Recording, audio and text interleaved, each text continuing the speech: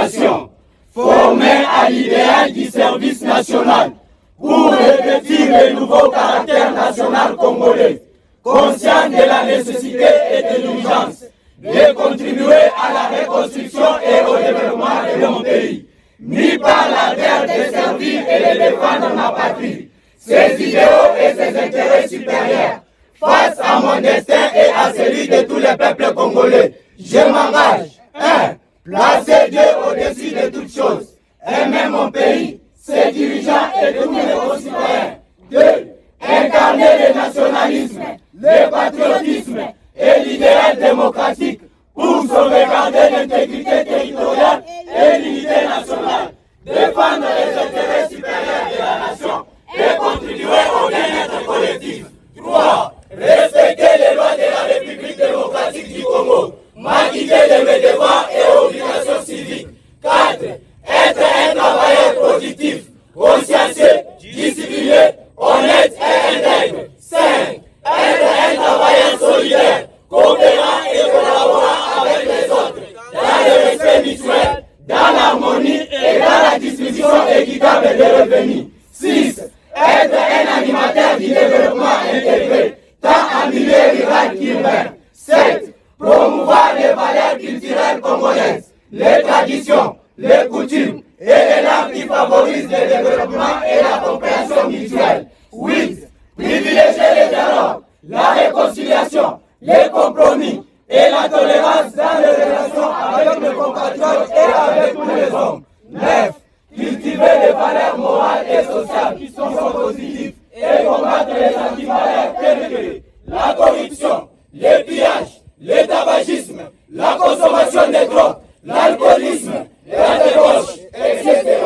10. Défendre les personnes faibles et vulnérables, telles que les enfants, les femmes, les vieillards, les handicapés, les opprimés, les sinistrés, les victimes de guerre, les sans-abri, etc. Ainsi dit devant Dieu et devant les hommes. La police nationale congolaise mène une lutte sans merci contre la criminalité urbaine en ville de Bunia et environ. Une action de plus.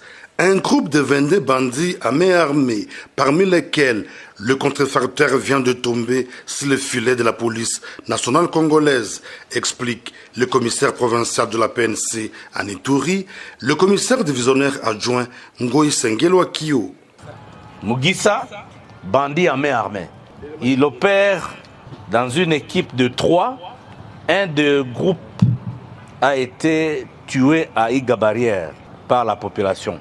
Et un autre groupe arrivé à Bunia avec un lot de faux dollars, rendant victime des maisons commerciales. Au gouverneur militaire de l'Ituri, le lieutenant-général Boyanka Johnny de féliciter cette action de la police avant d'inviter la population locale à une collaboration sincère. Encore une fois, nous tenons à remercier notre police pour ce travail professionnel. Voilà pour tous ceux qui croient que, et qui font même certaines déclarations pour essayer de discréditer notre police et notre armée, ils peuvent voir que nous ne dormons pas. Et donc c'est pour dire à notre population de continuer à faire confiance à notre armée, continuer à faire confiance à notre police, parce que nous travaillons. Cette action est saluée par la population. Je remercie Dieu pour cette action menée par la police pour mettre la main sur ces contrefacteurs. Nous remercions également le gouverneur militaire pour son implication dans la sécurisation de l'Ituri. J'interpelle chaque habitant de Bunia à la dénonciation de toute personne suspecte à la base de l'insécurité. Depuis l'instauration de l'état de siège en Ituri, la ville de Bunia et ses environs sont hors menace ennemie et s'observent une accalmie comme jamais auparavant. Ceci grâce à la redynamisation des patrouilles de combat. En financement n'est toujours pas comblé. Quant à la mise en œuvre proprement dite de l'accord cadre d'Addis Abeba, la RDC, comme mentionné dans le rapport du secrétaire général, a honoré les 6 engagements nationaux auquel elle avait souscrit.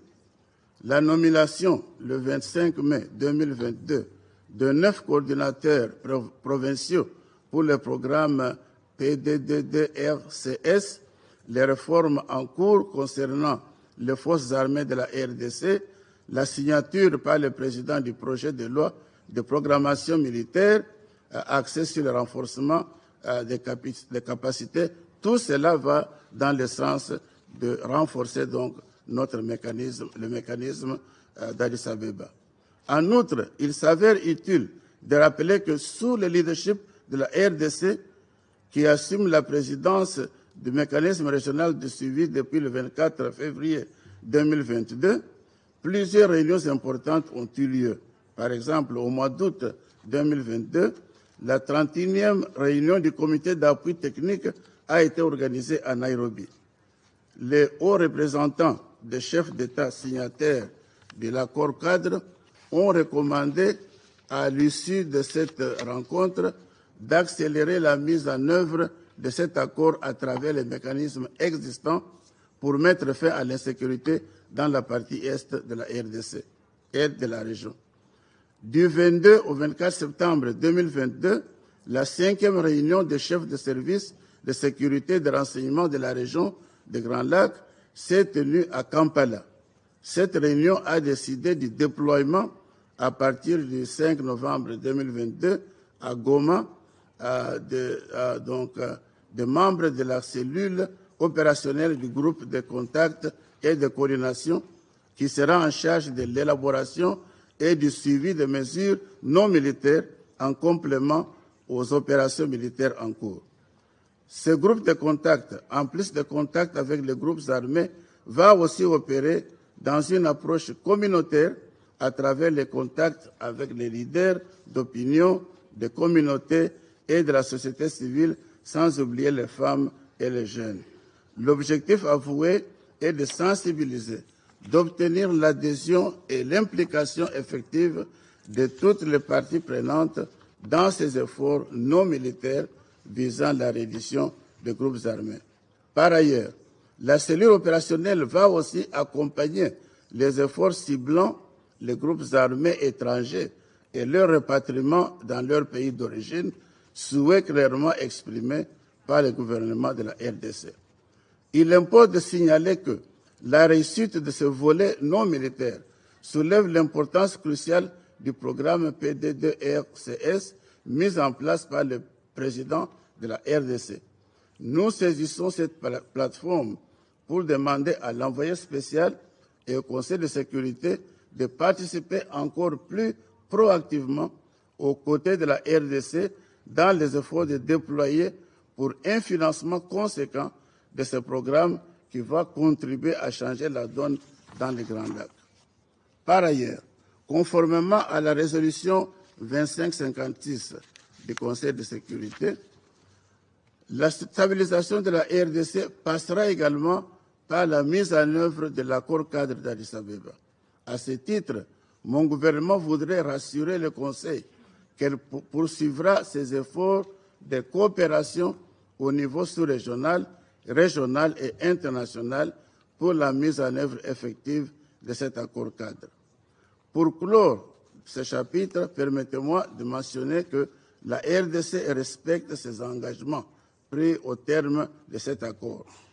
Le Rwanda, en apportant un appui substantiel au M23, contribue à la détérioration du climat de confiance et dans le maintien de l'insécurité dans la partie est de la RDC.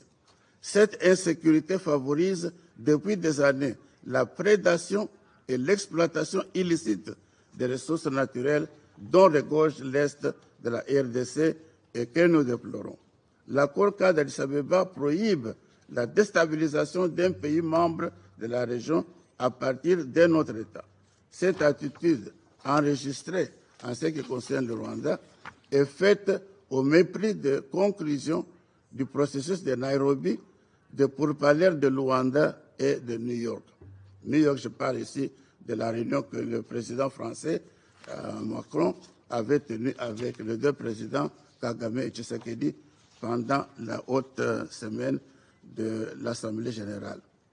que le Conseil soit informé que la RDC, son président et sa population défendront l'intérêt de leur territoire et ne lâcheront aucun centimètre carré de leur sol.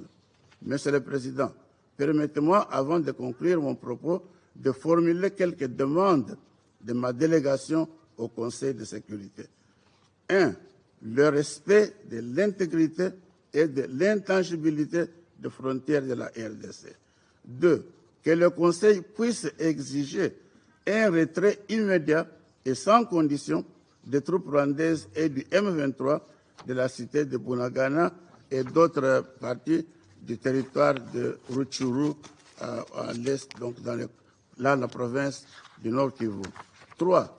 Que le Conseil de sécurité condamne fermement par voie de résolution la République du Rwanda pour son soutien au groupe armé M23. J'ai entendu presque par tout le monde qui a parlé ici a déploré cette occupation du Congo, mais ce n'est pas en déplorant seulement qu'on va changer la situation.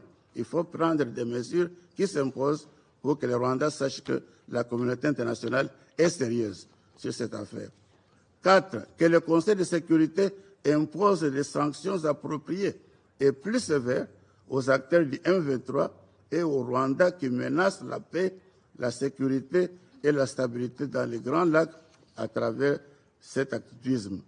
5. L'appui au processus de Nairobi. 6. Exiger de tous les groupes armés, sans exception, de déposer les armes pour rejoindre le PDDRCS et fournir un soutien plus accru au programme de PDDRCS. 7. Renforcer les sanctions contre les réseaux mafieux internes et externes qui exploitent illégalement les ressources naturelles de la RDC, incluant toutes leurs chaînes partant des lieux de production et de transit jusqu'aux destinations. 8. Dernier point, que le Conseil puisse se